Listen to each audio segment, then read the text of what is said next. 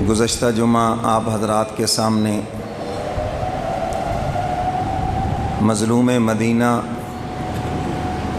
داماد رسول سیدنا عثمان غنی رضی اللہ تعالیٰ عنہ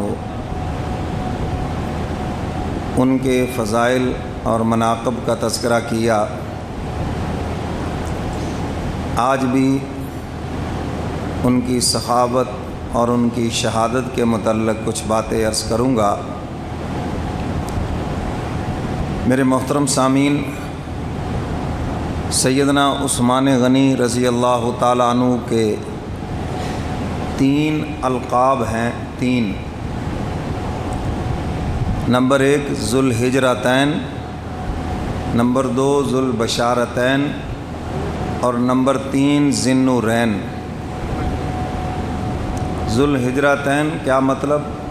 2 مرتبہ ہجرت کرنے والے، ایک مرتبہ ملک حبشہ کی طرف اور دوسری مرتبہ مدینہ منورہ کی طرف۔ میرے محترم سامعین، ہجرت فرض تھی، کوئی اختیاری مضمون نہیں تھا، تو انہوں نے اس کو پورا کیا اور 2 مرتبہ پورا کیا، اور پھر اس کے بعد ذو البشارتین 2 مرتبہ بشارت پائی۔ کون سی بشارت؟ حضور علیہ الصلاۃ والسلام کی زبان مبارک سے جنت کی بشارت۔ آج تو کوئی کسی کو تھوڑا سا کہہ دے نا جی ماشاءاللہ تسی جنتی روح لگ دے ہو، اس کے پاؤں زمین سے 10 اوپر ہو جائیں گے، وہ اپنے آپ کو ایک علیحدہ سی مخلوق سمجھے گا۔ حدیث مبارکہ میں تعریف کے بارے میں 2 طرح کی احادیث ہیں، ایک تعریف حرام ہے اور ایک تعریف عین عبادت ہے۔ ایک میں تو یہاں تک فرمایا جو تمہارے منہ پہ تعریف کرے تو مٹی اٹھا کے اس کے منہ میں ڈال دو۔ یہ کون سی تعریف ہے جس کو حضور نے پسند نہیں فرمایا؟ یہ وہ تعریف ہے جو چاپلوسی ہو، جو نجائز تعریف ہو۔ آپ مجھے کہیں جی مولوی صاحب ماشاءاللہ آپ بڑے ڈپٹی کمشنر ہیں جی، آپ فلاں ہیں، میں ہوں ہی نہیں۔ سمجھ آ رہی ہے بات؟ ایک آدمی فاسق فاجر ہے جی، آپ بڑے نیک ہیں، حالانکہ وہ نیک تو ہے ہی نہیں، سب کو نظر آ رہا ہے کہ فاسق فاجر ہے، شراب پیتا ہے اور الٹے سیدھے کام کرتا ہے۔ تو چاپلوسی کے لیے، مفاد نکالنے کے لیے تعریف، جو افسر کہتے رشوت بھی نہ لے، سفارش بھی نہ مانے، تو اب تیسرا درجہ ہوتا ہے چاپلوسی تعریف۔ واہ جی واہ، آپ ایسے ہیں ویسے ہیں جیسے ہیں۔ تو ایسی تعریف یہ حرام ہے، اور اس پر حضور علیہ الصلاۃ والسلام نے ارشاد فرمایا کہ مٹی اٹھا کے اس کے منہ کے اندر ڈال دو۔ اور ایک تعریف عین عبادت ہے جس سے مومن کے ایمان میں اضافہ ہو جائے۔ سمجھ آ رہی ہے بات؟ جی آپ کا بیان سنا، الحمدللہ نماز کی توفیق ملی جی، پہلے داڑھی نہیں تھی، آپ کے بیان سن کے الحمدللہ داڑھی رکھ لی، تو یہ تعریف عین عبادت ہے۔ انسان اور اللہ سے دعا کرتا ہے اور کوشش کرتا ہے کہ چلو یار کو اور بخشش کے ذریعہ بن جائے، تو یہ تعریف عین عبادت ہے جس سے مومن کے ایمان میں اضافہ ہو جائے۔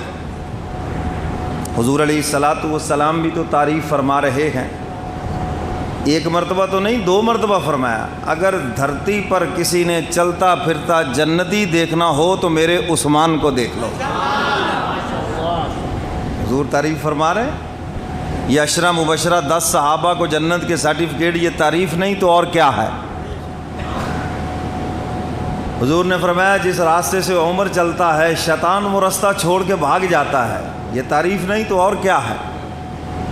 تو میرے محترم سامعین، اس لیے بعض لوگ ایک مسئلہ یاد کر لیتے ہیں، اگر جنون بھی تعریف ہو تو وہ کہتے ہیں نہیں نہیں نہیں، منہ پہ تعریف حرام ہو جاتی ہے۔ ہر تعریف حرام نہیں ہے، چاپلوسی خوشامد یہ حرام ہے، اور جو کسی کی حقیقی تعریف ہے وہ عین عبادت ہے۔ فرق سمجھ آ گیا؟ تو اس لیے یہ فرق بھی یاد رکھنا۔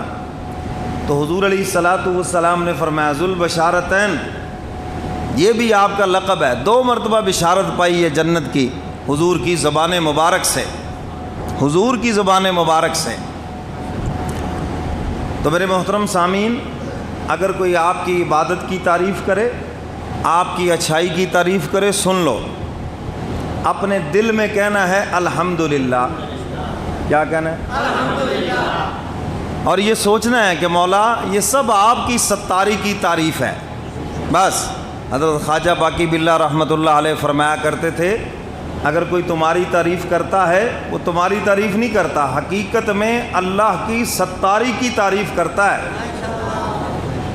اللہ نے تمہارے عیبوں کو چھپایا ہوا.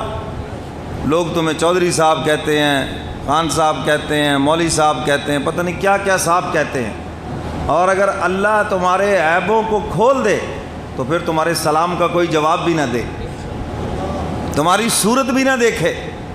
تو فرمایا یہ سب مولا کا فضل و کرم ہے، اس نے ہمارے عیبوں کو چھپا رکھا ہے اور لوگ ہماری تعریف کر رہے ہیں. تو اس لیے دل میں کہو الحمدللہ، مولا یہ سب تیری تعریفیں ہیں.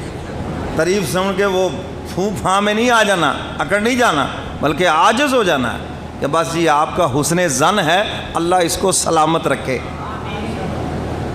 آپ کا کیا ہے؟ یہ اچھا گمان ہے میرے بارے میں، اللہ اس کو سلامت رکھے. اس کا یہ مطلب ہے اللہ اس اچھے گمان کو سلامت رکھے، کیونکہ بدگمانی آنے میں ٹائم نہیں لگتا. بدگمانی آنے میں ٹائم، اور یہ شیطان کا بڑا کامیاب ہتھیار ہے. رشتوں میں بدگمانی لے آئے گا، غلط فہمیاں لے آئے گا، دوستوں میں بدگمانی لے آئے گا. ہاں، اور جب اس نے بدگمانی پیدا کر دی یہ اپنے مشن میں کامیاب ہو گیا. حضرت نوح علیہ السلام کشتی میں جوڑے جوڑے بٹھا لیے نا، تو ایک بابا جی تسبیح لے کے بیٹھے تھے. بعض بندے بوڑھے ہو جاتے ہیں مگر بزرگی پھر بھی نہیں آتی. سمجھ گئے کہ نہیں؟ بڑے شیطان قسم کے ہوں گے. تو سفید بال جب آ جائیں تو اللہ بھی آپ کے سفید بالوں سے حیا کرتے ہیں، آپ کو بھی حیا کرنی چاہیے. ہاں جی تم کیسے بیٹھے ہو؟ پکڑ لیا بازو سے، سمجھ گئے کہ یہ وہی ہے اصلی دشمن. پہلے انسان شیطانی شکل میں آتا تھا. تم کیسے بیٹھے ہو؟ انہوں نے کہا جی جان کی امان دو تو بتا دیتا ہوں، یہ نہ ہو کہ آپ مجھے قتل کروا دیں. میں کروا ہی نہیں سکتا کیونکہ اللہ کی طرف سے حکم نہیں ہے. بیٹھے کیسے ہو؟ انہوں نے کہا اس لیے بیٹھا ہوں یہ جو 80-82 جتنے بھی ہیں ان کو آپ سے بدگمان کر دوں، اور ایک لمحے کے لیے جب یہ بدگمان ہوئے آپ کے فیض سے محروم ہو جائیں گے. اس لیے جو متعلقین ہیں، مریدین ہیں، ان سے بھی کہتا ہوں جس دن آپ کے دل میں بدگمانی آئی آپ فارغ ہیں. پھر آپ کو جمعہ پڑھنا یہاں عذاب بنے گا، ماہانہ پروگرام میں آنا عذاب بنے گا، ہفتہ وار جو اصلاحی مجلس ہے آپ کو آنا عذاب بنے گا. وہ بدگمان ہے نا، آپ چھوڑو جی کیا ہے جی وہ بس ٹھیک ہے. تو اس لیے میں اکثر کہا کرتا ہوں صحیح مرید وہی ہیں جو ہر جمعے کو آ کے تربیتی نشست میں شامل ہوں، اور جو وہاں نہ ہوں وہ مرید نہیں بلکہ میرے پیر ہیں. وہ کیا ہے؟ اب ان کو سمجھنا چاہیے کہ پیر بننا ہے یا مرید بننا ہے. اگر انہوں نے پیر بننا ہے تو بن کے رہیں، ٹھیک ہے، میں ان کو پھر پیر صاحب کہا کروں گا کہ مرید ہو کر تم پیر ہو، کہ تم میری اصلاح کی فکر میں لگ گئے، کیونکہ تم اصلاح کروانے جو نہیں آتے، تو پھر اس لیے ان کو پیر صاحب کہنا چاہیے.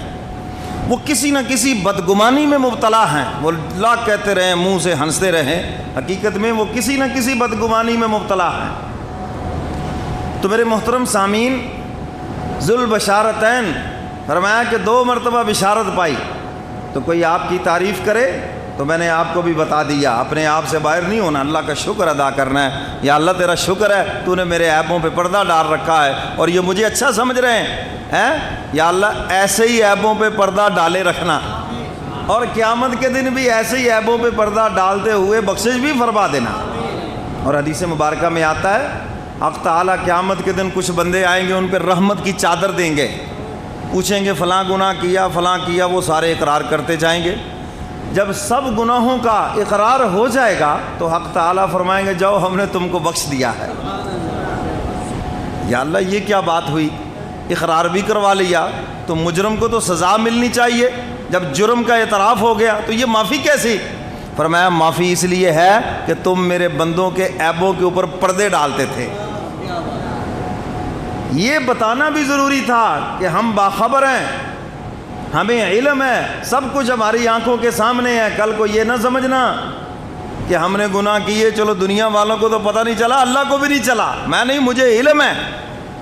اور دنیا میں تمہارا جو پردہ ڈالے رکھا، تمہارے اندر ایک وصف تھا، تم لوگوں کے عیبوں پہ پردہ ڈالتے تھے، میں تمہارے عیبوں پہ پردہ ڈال رہا تھا. اور آج بھی عیبوں پہ پردہ ڈال کے تمہاری بخشش کر دی ہے. آج لوگ پردہ ڈالتے ہیں یا اچھالتے ہیں؟ گل سنی تسی؟ ایک یہاں سے شروع ہوگا شر ہے. کہاں سے سنی؟